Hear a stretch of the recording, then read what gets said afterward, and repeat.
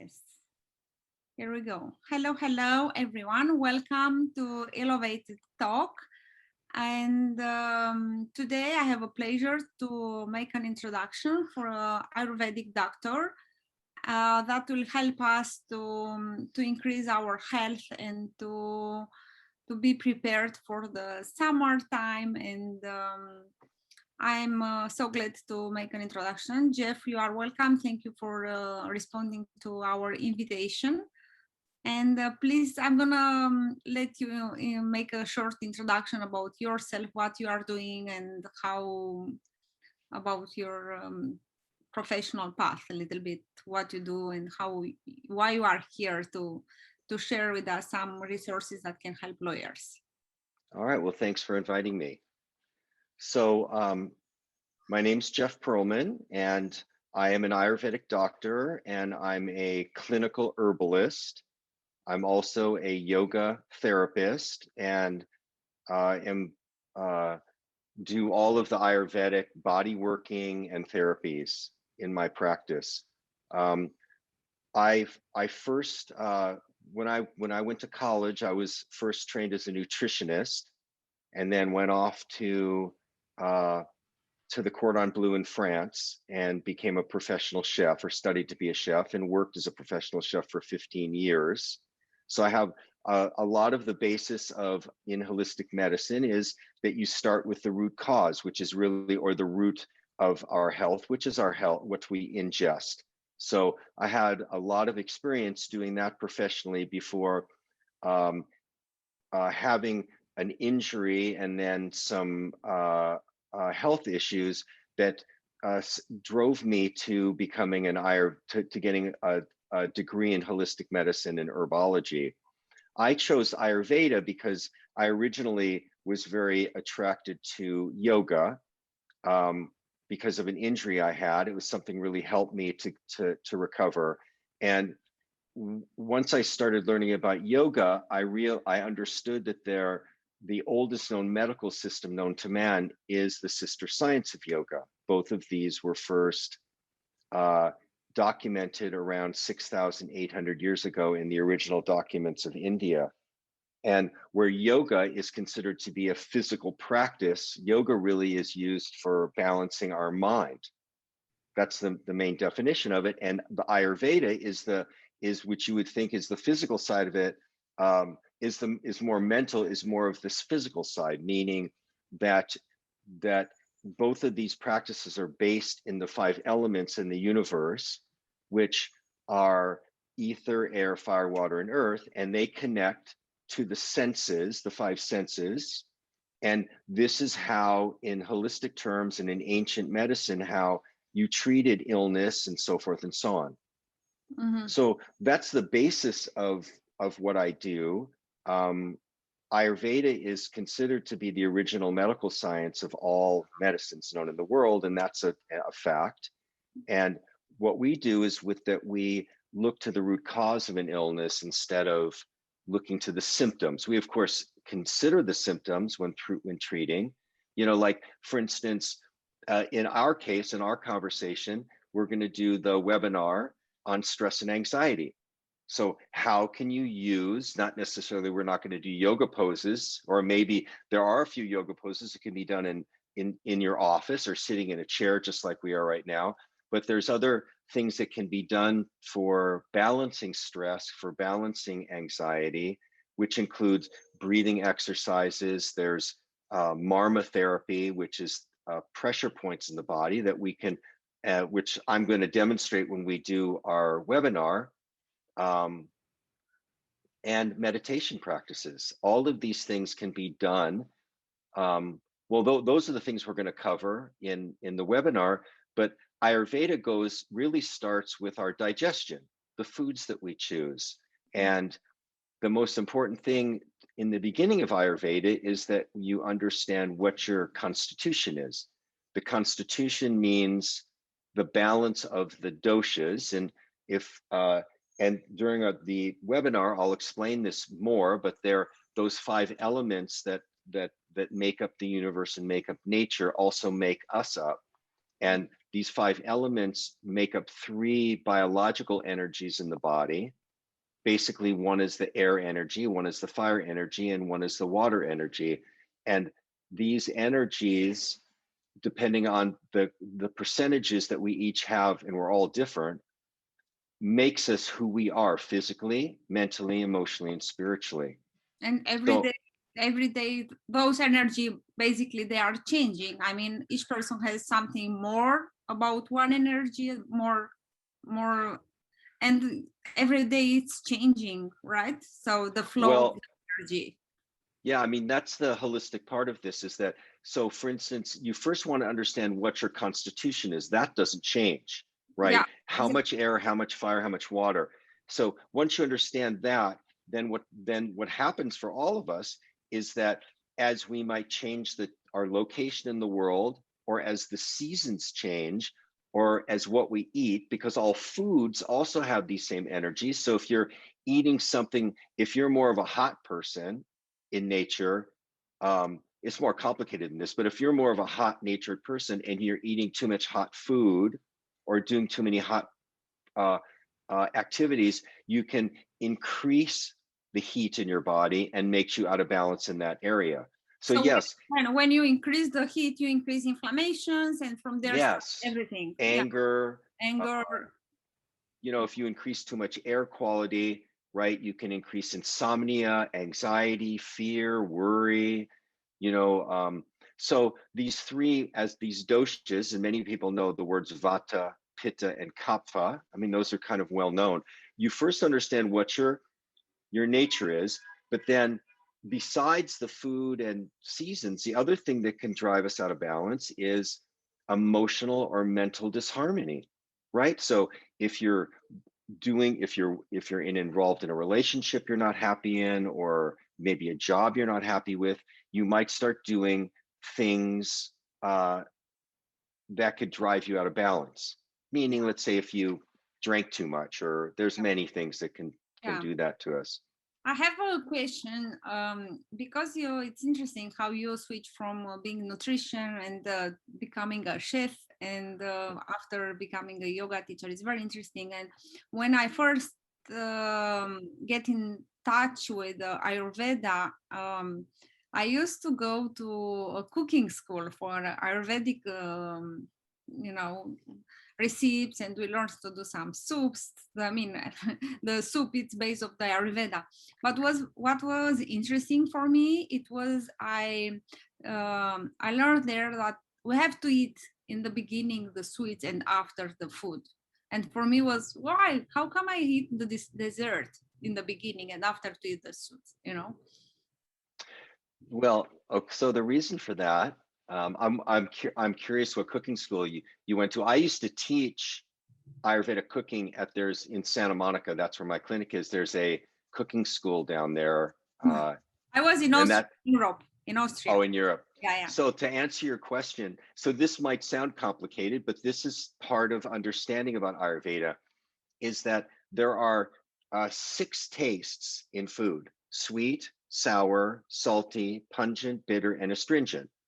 Now, those 6 tastes um, not only can bring different flavors and so forth into how we cook, but they're also responsible for different parts of the digestion, the absorption process, and the elimination process. So the reason that someone had told you that the sweet taste is the first taste that it's best to eat the sweet taste alone or before anything else is because that the sweet taste digests carbohydrates. So um, like it said, like if you're going to eat fruit, you should eat it on an empty stomach or eat it in between meals. Because if you eat a full meal, right, with fats and proteins and so forth, and then you eat a sweet afterwards, what happens is all the other food that you're digesting stops and it digests the sweet first. The sweet is always uh, digested first. That's why they told you that. So that's a key that you try not to. Yeah, There this are is. certain rules in Ayurveda about how you eat things because, you know, um, it's very interesting. Like if you've ever been to an Indian restaurant, and they put like a metal plate down in front of you and it has little bowls on it. This is called a thali. And many people probably know what that is too. A thali has all the different tastes in these little bowls, different foods that they serve you. And the six tastes are connected to your tongue, all the taste buds on your tongue.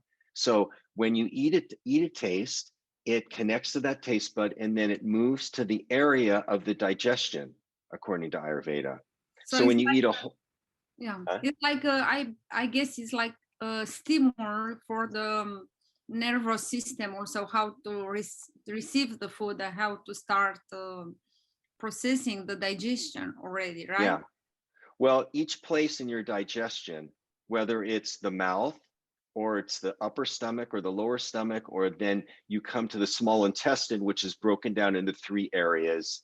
And uh, for instance, astringent, bitter, and pungent work these three areas, and they digest different parts of the food, Mhm. um, bringing it into, so to come into the final stage where it's eliminated. But that's I the have a reason about the sweet. Yeah, I understand. Thank you um, for clarity. Uh, you know that in general, not only lawyers, but we live in the world now where everything is so fast, and everything. The people they are not that much aware about all these senses and what they eat and when they eat, and especially for lawyers that they are so stressful and so focused in their work. Um, what can you share with us to help them, some little tips that some small changes, they can make a huge difference sometimes in the way they take breaks, and what is good to eat, for example, in the break, or how they have to prepare themselves when it comes to lunch, or to eat dinner, or maybe I know they escape meals all the time. What do you think in this chaotic world? What do you think is the best solution to to start a little bit protecting them in the way they make choices when it comes to food? That's really a very individual, like if you were to be evaluated and you understand your constitution and then what's out of balance, then based on your imbalances and the type of maybe issues happening in your digestion, assimilation, elimination, there would be very specific. But in general, one of the first things that I would say that's really important is that in theory, you want to try to eat warm foods. Now, that's really important because if you eat cold foods or eat too many juices, or what happens is it creates a lot of energy in the body, a lot of movement. And a lot of people eat cold breakfasts, for instance, and the vata dosha, which is the air quality, which creates stress, anxiety, worry, fatigue. If you In Ayurveda, if you add cold, when you add cold to cold, it makes it colder, right? Just like with hot, if you add hot to hot, it makes it hotter. So the first thing to do is to be conscious of what you're eating, to think about what you're eating, meaning that instead of working on your computer and then eating and working on your computer, if there's any way to walk away and maybe sit somewhere else and be conscious of what you're eating. That's number one. I know that doesn't always work. The other thing is I would say, I can't tell you specific things. I mean, we talked about fruit being in between meals. That's always a good snack. But trying to keep warm foods. The problem when you eat warm foods, it's very grounding. They're usually more heavy. It's easier to keep like stress and anxiety down, and there's more. It's easier for the body to digest because we want the digestion to be warm, to keep the digestion warm. Mhm. It really depends on the person. Some people need more protein.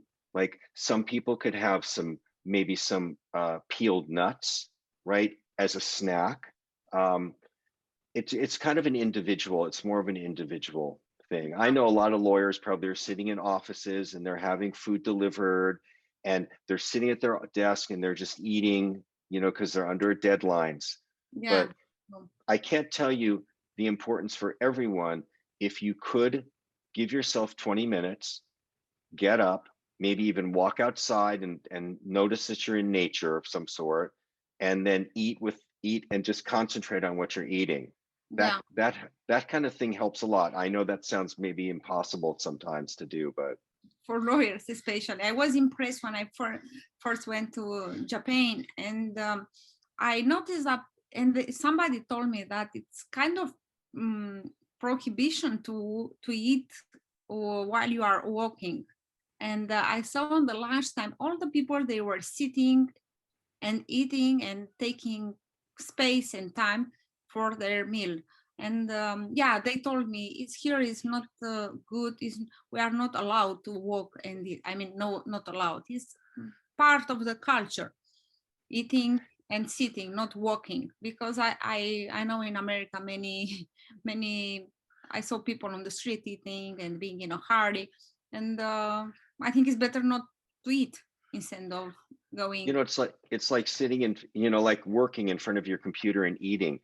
It's really something unconscious you're doing, and it should be a conscious act. Eating should be more conscious, and it's more healthful, and it's better for you. um, but I know, I mean, I can just imagine the deadlines people are under, and it's hard to get out of their office and take a little walk and then have a little bite and then come back to work. But it's really quite helpful.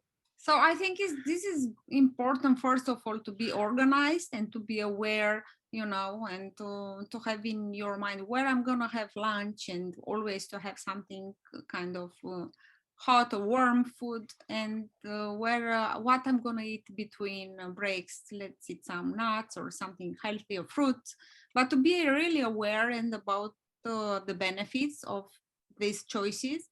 I think this is a good start to be organized and to be aware. Yeah.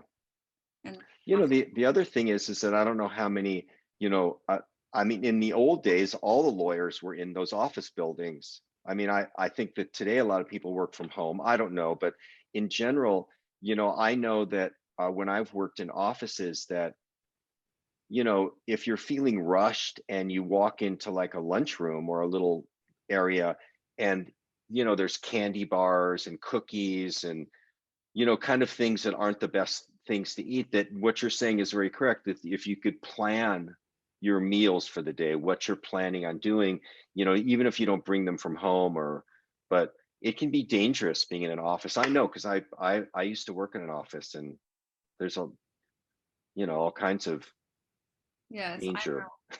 I was so, I used to have a big law office with more than 15 lawyers working. And when I saw that stuff, food on the desk, food there, I said, what is that? It was so weird to have and to sit together with documents, the food. And I made a rule, about it. You have to be organized, and you have to be, take break. And yeah, this is the starting point to be aware and to be organized. And then let's move a little bit toward relationship between food and the posture, when you eat, how you have to be aware about your posture, a posture and sitting on the table, but breathing and rhythm, how you eat, it's important, right? Because this is from yoga, very important, right? Well, it's really about presence. you know Many times when I've traveled in India and I've been with families or places, it starts with a prayer. I mean, you're actually praying to your food, first of all. So you're in consciousness that that you're eating nature. I mean, it's really, I know that might sound a little out there because we live in such a paced world, but it's really about just being present, number Yeah, one. And give yes, awareness. I'm here for my food, and I yeah, have a relationship with my food.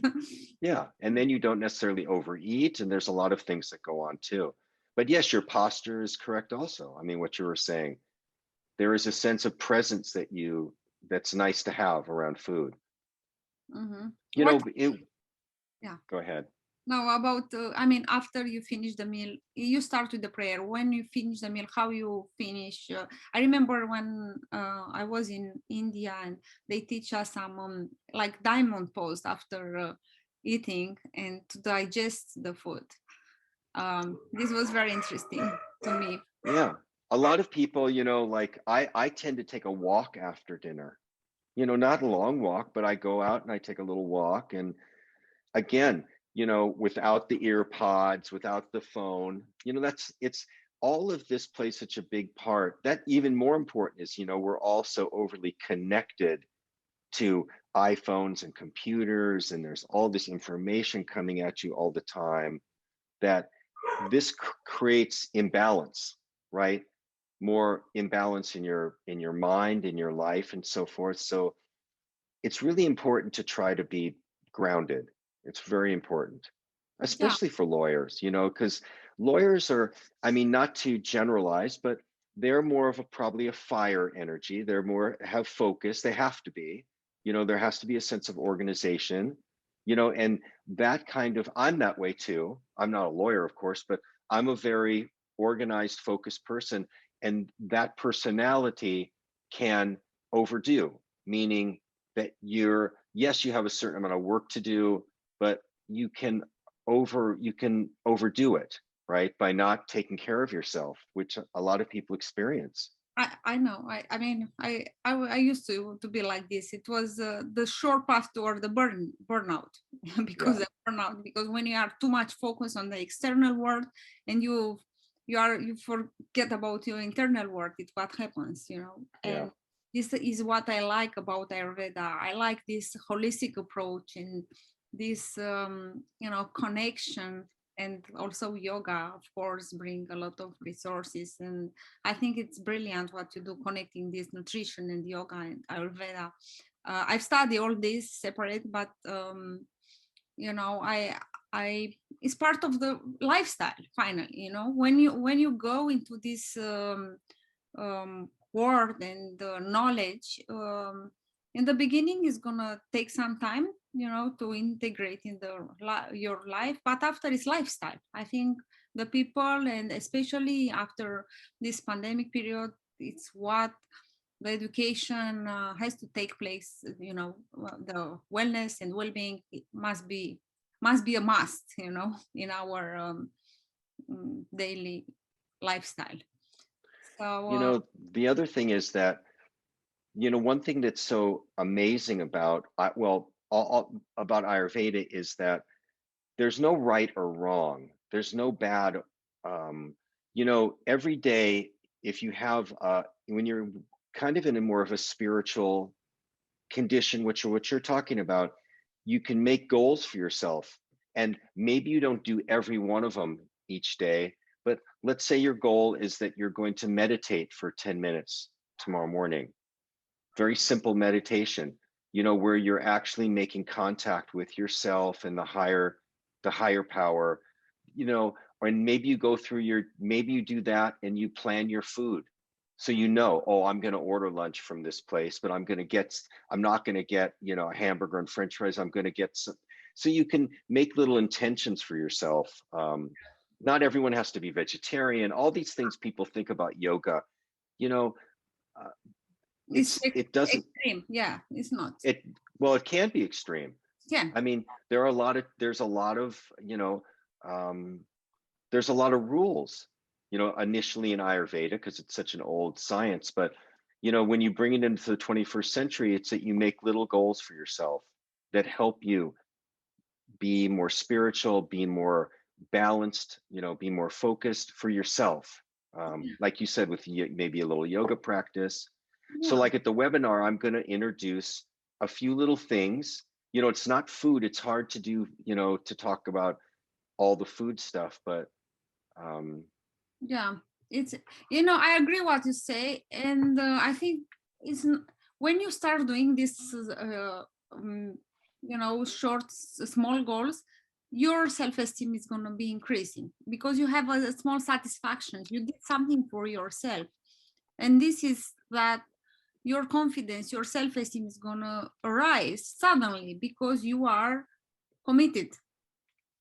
So for lawyers, this could be a good tip to be committed to yourself first, and from there your self-esteem it's automatically rising.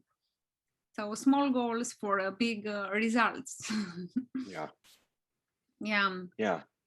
So But but people don't have to be hard on themselves. You know, if you don't meet all of your goals, at least you're on the right path. You want to just be on a path for your own balance. And that's different for every person. it's different, but it's said that I have to tell you this, as a lawyer, we have to deal with a lot of external pressure from our Oh, clients.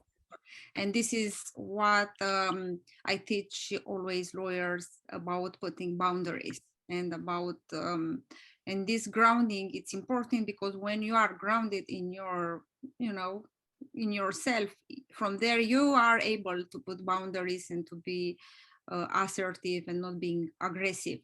So yes, we have to deal with a lot of external pressure. So this is a really war. It's required to be, you know, it's a training, like you go to the gym and you have to educate yourself to stay, you know, to save yourself.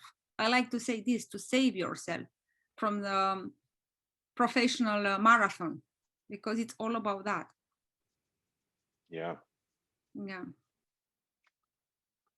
So Jeff, I really appreciate your contribution and your work and your mission for the better world.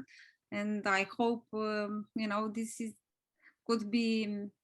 I mean, we're gonna have our webinar in the Beverly Hills Bar Association, and I hope their lawyers they're gonna have more understanding and resources for their practice. And maybe in the future we create some programs, specific programs for lawyers, and it would be great, you know, to give some exactly, you know, this is the way, this is the receipt, this is how you have to start. Yeah, there's many layers and stages of what to do. I mean, this first thing we're doing is pretty, you wanted it very specific and for anxiety and stress, and that's what we'll do. But and we just can't do everything all at once, but maybe we can do even a cooking demonstration, Ah, it would be or I great. mean, there's a lot of things to there's a lot of stuff that you can work on. Yeah, it will be a lot of fun. Yeah. Okay, thank you so much. Wish you have a great week, and Yes, you too. in our webinar soon. Okay, I'll see you later. Okay, take care. Thank you. Bye. Bye bye.